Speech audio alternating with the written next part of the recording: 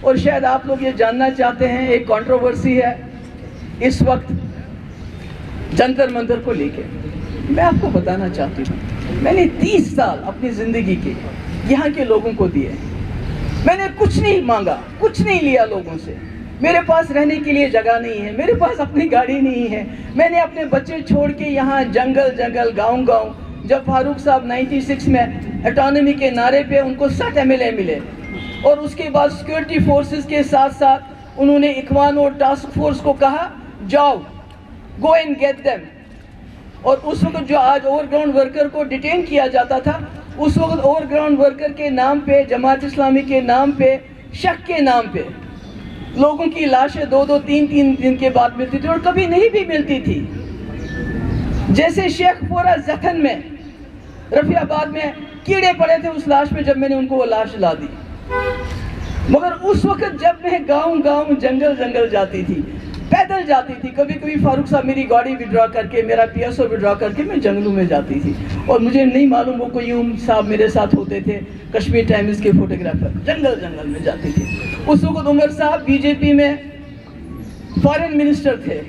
اور وہ ان زیادتیوں کا، اس پوٹا کا، اس ٹاسک فورس کی زیادتیوں کا، اخوان کی زیادتیوں کا، سیکورٹی فورسز سے جب کبھی زیادتی ہوتی تھی اس کا دفاع کرتے تھے پوری دنیا میں جا کے کہ بھئی کشمیر میں ٹیررزم ہے، وہاں کیا ہو سکتا ہے، میرا باپ مجبور ہے یہ سب کچھ کرنے کے لیے۔ مگر اس وقت یہی محبوبہ مفتی جموں کشمیر، پیر پنچال، چناب ویلی میں گھر جا کے لوگوں کے آنسو پوچھتی تھی۔ اس لیے آج بھی میں یہ کہنا چاہتی ہوں کہ جو میں نے بات کہی، پہلے تو مجھے لگتا ہے عمر صاحب جنتر منتر پہنچ گئے اسٹیٹ ہوڈ کو لے کے،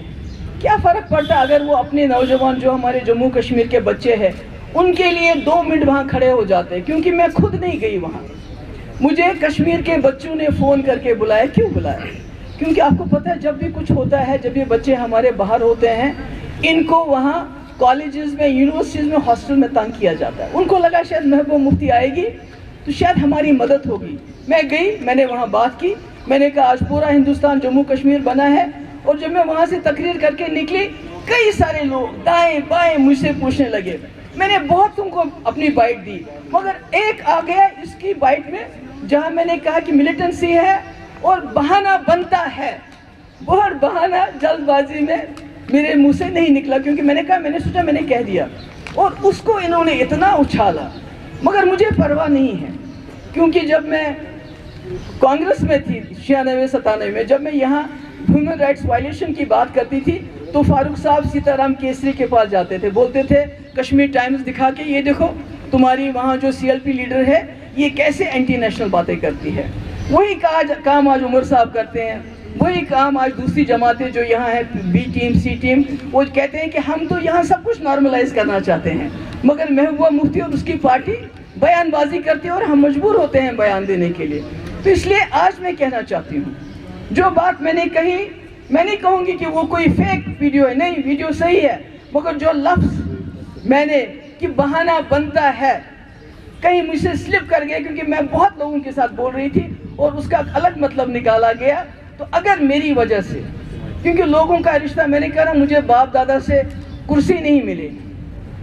گپکا روڈ میں زمین جائیداد نہیں ملی، گاڑیاں نہیں ملی، ٹنگ مرگ میں پراپرٹی نہیں ملی، لندن میں پراپرٹی نہیں ملی، مجھے لوگوں کی، یہاں کے لوگوں نے پیار دیا، انہوں نے عزت دی، اور شاید ان کو مجھ پہ بھروسہ بھی زیادہ ہے کہ جیسے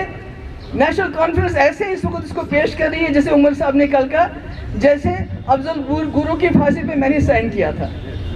جیسے مقبول بٹ کی پھانسی پہ میں نے سائن کیا تھا، جیسے کشمیریوں کو گولی مارو میں نے کہا تھا۔ مگر میں آپ کو کہنا چاہتی ہوں، اگر میرے لوگوں کو میری اس بات سے جو بات ادھوری رہ گئی، ان کو کہیں تکلیف پہنچی، دل آزاری ہوئی ہوگی، کیونکہ وہ مجھے اپنا سمجھتے ہیں، میری چھوٹی بات سے مجھ سے ناراض ہو جاتے ہیں، تو میں اس کے لیے معذرت چاہتی ہوں۔ تو اس کے علاوہ آج میں ہمارا سیلیبریشن ڈے ہے PDP کا، تو میں چاہوں گی آپ سب لوگ چائے جوس جو بھی ہم سے بن پڑے گا، آج آپ ہمارے ساتھ ہمارے دن کو منائیے۔ بہت بہت شکریہ،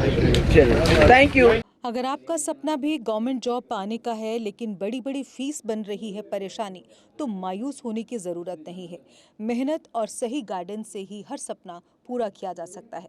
जम्मू कश्मीर और लद्दाख का भरोसेमंद और जाना माना कोचिंग इंस्टीट्यूट कैरियर अड्डा पिछले 10 सालों से हजारों बच्चों को एसएससी, जेकेएसएसबी, बैंकिंग, डिफेंस और दूसरी गवर्नमेंट जॉब्स की शानदार तैयारी करवा रहा है। सबसे खास बात यह है कि यहाँ बच्चों को बेहतरीन गाइडेंस के साथ ऐसी तैयारी करवाई जाती है जिससे उनका सिलेक्शन आसान हो सके, वो भी बिना किसी ट्यूशन फीस के। यानी यहाँ आपको मिलेगी फ्री कोचिंग।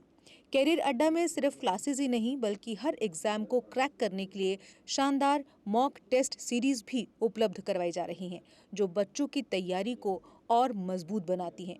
जो बच्चे सेल्फ स्टडी कर रहे हैं वो भी इस सुविधा का फायदा उठा सकते हैं। इसके अलावा बच्चों के लिए फ्री डाउट सेशंस भी रखे जाते हैं, जहां हर सवाल और हर परेशानी का आसान तरीके से हल बताया जाता है। कैरियर अड्डा की मेहनत और बेहतरीन टीचिंग का नतीजा है कि आज 3500 से ज्यादा बच्चे किसी न किसी सरकारी नौकरी में अपनी खिदमत अंजाम दे रहे हैं। अगर आपका भी सपना 2026-27 में गवर्नमेंट जॉब हासिल करने का है तो देर किस बात की। आज ही जुड़िए कैरियर अड्डा इंस्टीट्यूट के साथ और अपने सुनहरे मुस्तकबिल की शुरुआत कीजिए। हमारा पता है कैरियर अड्डा इंस्टीट्यूट, नियर गुरुद्वारा, रिहाड़ी चुंगी, जम्मू।